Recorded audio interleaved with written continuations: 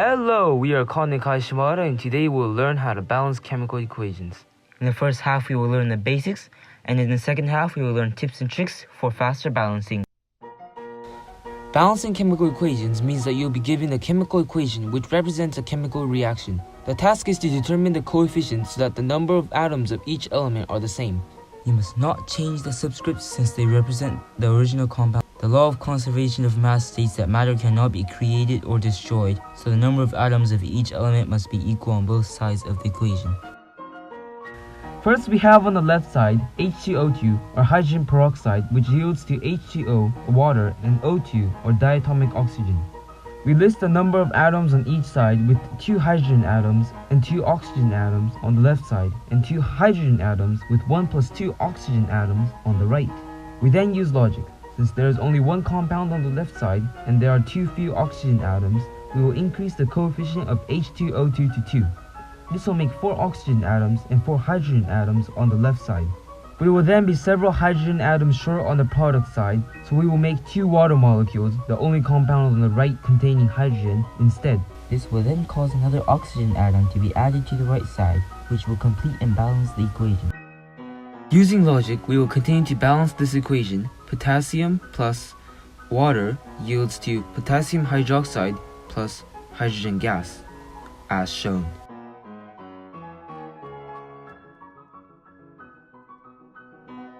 Next, we will balance this equation.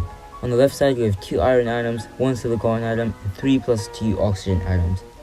On the right, we have 2 iron atoms, 2 silicon atoms, and 7 oxygen atoms. We are missing silicon and oxygen atoms on the left, so we will double the amount of silicon dioxide to balance the equation. Finally, we have FeS plus HCl, which yields to FeCl2 plus H2S. Using logic, we can conclude that we need 2 HCl's on the left side. We will now explain the 4 basic types of chemical reactions. First, we have synthesis, where 2 or more simple substances combine to form a more complex substance. Next, we have decomposition, which is a reaction in which a complex substance breaks down into its more simple parts. Another is a single replacement reaction, where a single uncombined element replaces another in a compound. Finally, in the double replacement reaction, parts of 2 compounds switch places to form 2 new compounds. An acid-base reaction is a form of double replacement or displacement reaction. Here we have C7H10N plus O2 yields CO2 plus H2O plus NO2. Do not be daunted by large numbers. On the left, we have 7 carbons, 1 nitrogen, 2 oxygens, and 10 hydrogens. On the right, we have 1 carbon, 1 nitrogen, 2 plus 1 plus 2 equals 5 oxygens, and 2 hydrogens. First, we need more carbon atoms on the right, so we will adjust the number of carbon dioxide molecules to 7. Then, we will multiply the hydrogen atoms, and we will continue balancing the equation. However, we will notice that we have an odd number of oxygen atoms, 21, on the right, and an even number, 2 oxygens, on the left. This cannot be, so we will multiply the rest of the equation by 2 and adjust accordingly. Then we will find that the equation will be balanced. Next, we will balance this equation. Group together polyatomic ions if they are seen on both the left and right sides of the equation to make balancing easier. Subscripts outside parentheses multiply to whatever is inside.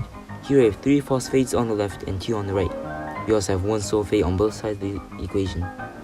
Since we have 3 phosphates and 2 on the right, we will make both sides have 6 phosphates each. This will cause the amount of calcium atoms to rise on both sides.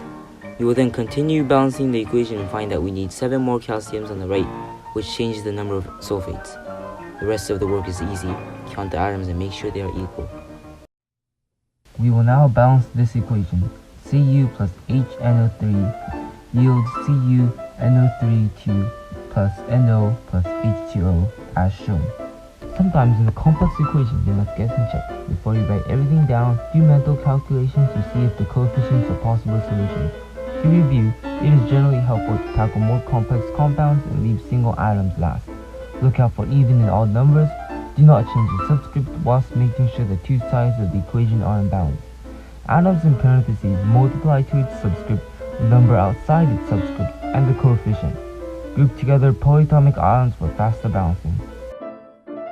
Thank you very much for watching this production by Shimada. If you paid attention, you would have learned the basics of balancing chemical equations along with tips and tricks to help you balance chemical equations more efficiently. Thank you to Akers Institute of Research and Technology for sponsoring this video. Go to akersinstitute.com to get the best lessons on physics, astronomy, chemistry, and more, and use the offer code Shimada for 10% off your first purchase. That's akersinstitute.com with the offer code SHIMADA. Thank you again to the Akers Institute for sponsoring this video.